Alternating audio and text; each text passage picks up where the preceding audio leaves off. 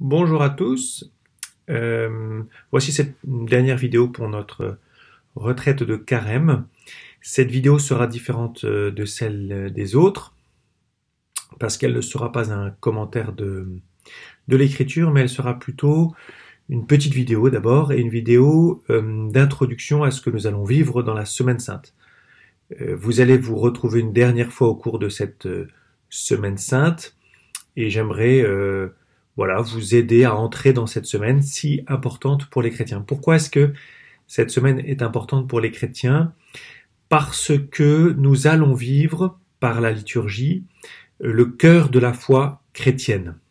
L'Église propose en 3 jours, même s'il y a d'autres jours importants avant, mais en 3 jours de revivre ce qu'on appelle le mystère pascal, qui est l'origine de la religion chrétienne, qui est le fondement de l'Église et qui est l'origine du salut.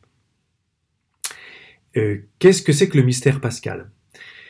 Jésus, à la fin de sa vie, a réuni ses disciples au cours d'un repas qu'on appelle le repas pascal. Les historiens et les spécialistes de l'écriture se posent les questions pour savoir ce qu'était exactement ce repas, mais qu'importe, c'était le repas d'adieu, un repas très important pour Jésus où il a transmis ce qu'il est, à savoir le salut pour le genre humain. Et au cours de ce repas, il va poser un acte très fort où il va remettre par l'intermédiaire du pain et du vin son corps et son sang, et ce faisant, il va annoncer ce qu'il va vivre les jours suivants. Ce repas, d'après les évangiles, est suivi par ce qu'on appelle l'agonie à Gethsémani, où Jésus va emmener ses disciples. Il est donc proche de Jérusalem pour le grand pèlerinage de la Pâque, juive pour le coup, qui avait lieu annuellement. Et il va les réunir dans un jardin, pour ceux qui sont allés déjà à Jérusalem, qui est sur le mont des Oliviers, où il va les réunir dans un jardin rempli d'oliviers, jardin des Oliviers, et il va vivre ce qu'on appelle son agonie, c'est-à-dire un combat très fort où il va lui falloir en fait de choisir le salut du genre humain au prix de sa propre vie. Et ensuite, il va donc, au cours de cette nuit-là, être arrêté, emmené chez le grand prêtre d'abord pour vivre une espèce de procès, mais un procès qui n'en est pas un. Et puis ensuite, il va être emmené à Pilate parce que les Juifs n'avaient pas le droit de condamner officiellement quelqu'un à mort, même s'ils le feront, par exemple avec Étienne, quand ils lapideront Étienne. Mais là, ils voulaient, semble-t-il, quelque chose de beaucoup plus public, de beaucoup plus officiel. Et donc, ils vont voir Pilate, qui était le procurateur romain de la région. Donc, vous savez, la Palestine et Jérusalem étaient occupées par les armées romaines. Et ils vont l'emmener à Pilate, qui, ces jours-là, était à Jérusalem, puisque Pilate n'habitait pas Jérusalem en temps normal, mais Césarée maritime, au bord de la mer. Et Pilate va donc instruire un procès là encore.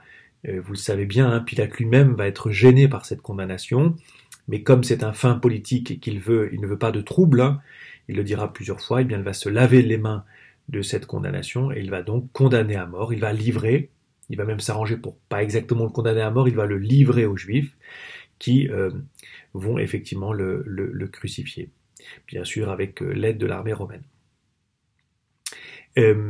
Et Jésus va donc être mis au tombeau, vous connaissez bien sûr l'histoire, et il va sortir du tombeau, ressusciter, qui encore une fois, vous l'avez compris avec Lazare, n'est pas la résurrection de Lazare, n'est pas la sortie du tombeau de Lazare, Jésus va ressusciter, qui est un terme nouveau en fait. Qu'est-ce que c'est que la résurrection ?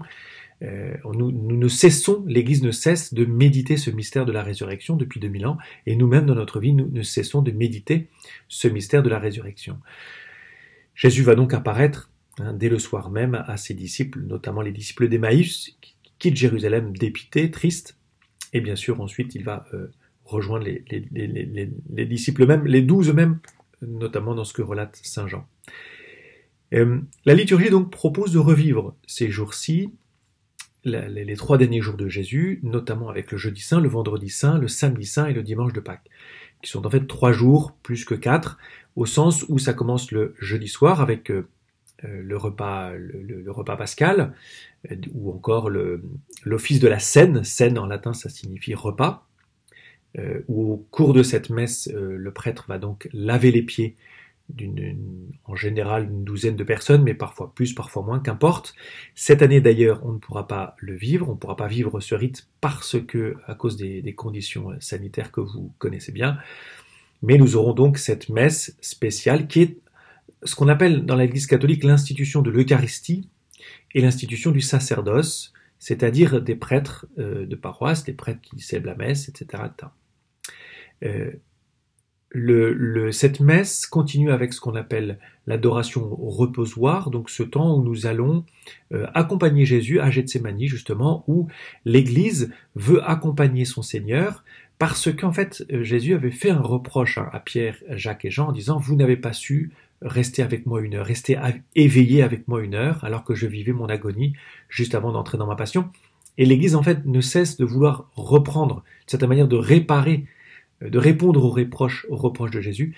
Et donc, tous les soirs du Jeudi Saint, eh bien, l'Église s'associe, accompagne Jésus dans cette agonie, dans ce moment d'épreuve où Jésus va décider d'entrer dans sa passion pour notre salut et pour le salut de toute la création. Le Vendredi Saint, donc cette année, nous proposons donc de vivre une retraite, comme tous les ans. Nous vous invitons à poser un jour si vous travaillez et donc de vivre une retraite au cours de ce Vendredi Saint qui est l'accompagnement de Jésus dans son procès et l'accompagnement de Jésus sur son chemin de croix. C'est le jour vraiment du chemin de croix et c'est le jour aussi de ce qu'on appelle l'office de la croix. Ces 3 jours saints sont une seule et même messe en réalité.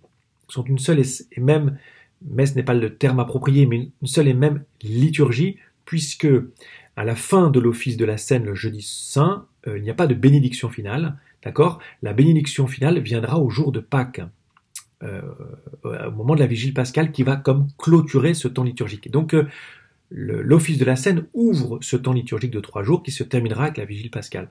L'office de la croix au jour du Vendredi Saint n'est pas une Eucharistie, n'est pas une messe. Le prêtre ne célèbre pas la messe, même si nous pouvons communier, mais nous ne faisons que communier, nous ne célébrons pas l'Eucharistie. Et au cours de cette messe, il y a bien sûr la lecture pardon, j'ai fait une erreur, c'est pas une messe. Au cours de cet office de la croix, nous allons écouter la Passion, nous allons vénérer la croix, et nous allons pouvoir communier. La vénération de la croix, c'est vraiment le cœur de cette célébration, où au fond, je me présente devant la croix de Jésus et je la reconnais comme l'instrument de mon salut.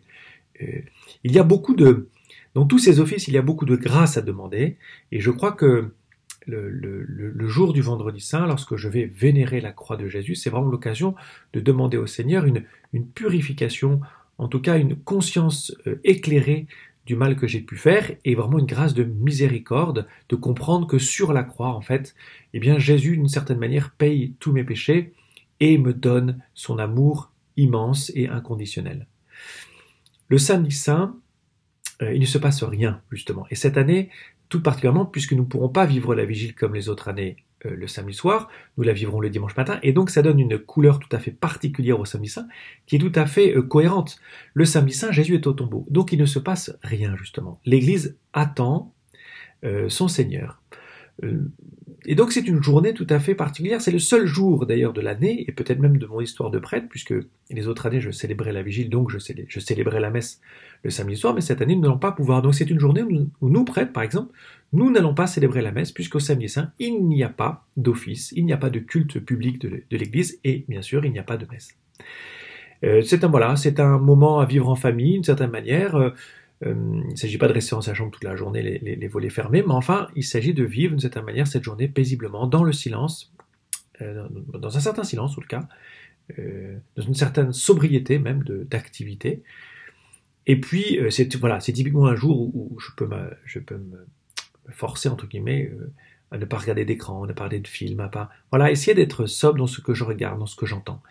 Et puis enfin, il y a bien sûr la nuit de Pâques. Jésus ressuscite dans la nuit de Pâques, on ne sait pas quand évidemment, quand est-ce qu'il est ressuscité au cours de cette nuit, personne n'était là pour le voir, mais puisque les femmes et les disciples viendront au petit matin, mais voilà, c'est une journée, c'est une nuit tout à fait particulière, un peu comme la nuit de Noël. D'ailleurs, les deux mystères se passent au cours de la nuit. Eh bien, Jésus va sortir du tombeau, ressuscité, victorieux de la mort, victorieux sur le mal. Sa miséricorde est la plus puissante. Elle est la plus puissante dans nos propres vies, pour nous guérir, pour nous sauver, pour nous consoler, pour nous réconforter.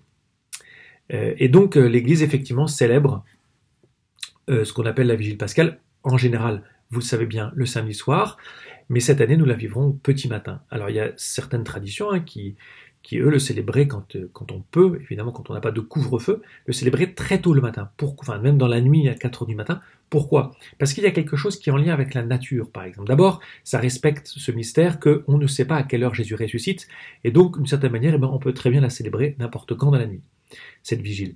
Et puis surtout, si elle se célèbre au matin, ça veut dire que quand je vais sortir de l'église, je vais assister, s'il fait beau, évidemment, au lever du soleil. Or, ce soleil qui lève à l'est, à l'orient, comme on dit, c'est vraiment le signe de la nature, de la résurrection, c'est-à-dire de la renaissance, de cette lumière qui vient chasser les ténèbres, comme le dit l'évangile de Jean. Donc, c'est quelque chose de tout à fait cohérent, de très liturgique au fond, à vivre cette vigile pascale au petit matin.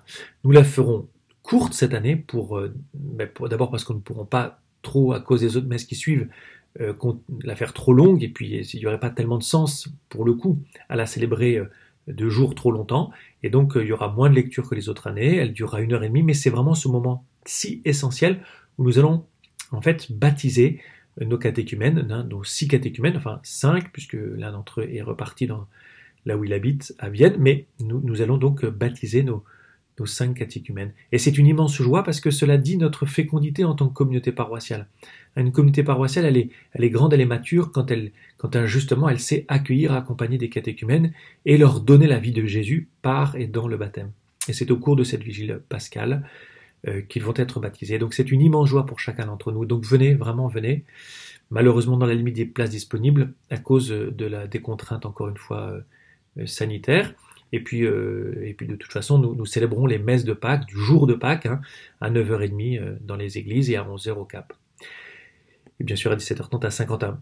Voilà, tout ça pour vous inviter à rentrer dans ces jours qui sont si importants, si essentiels pour notre foi. Notre foi, elle grandit dans notre pratique et par notre pratique.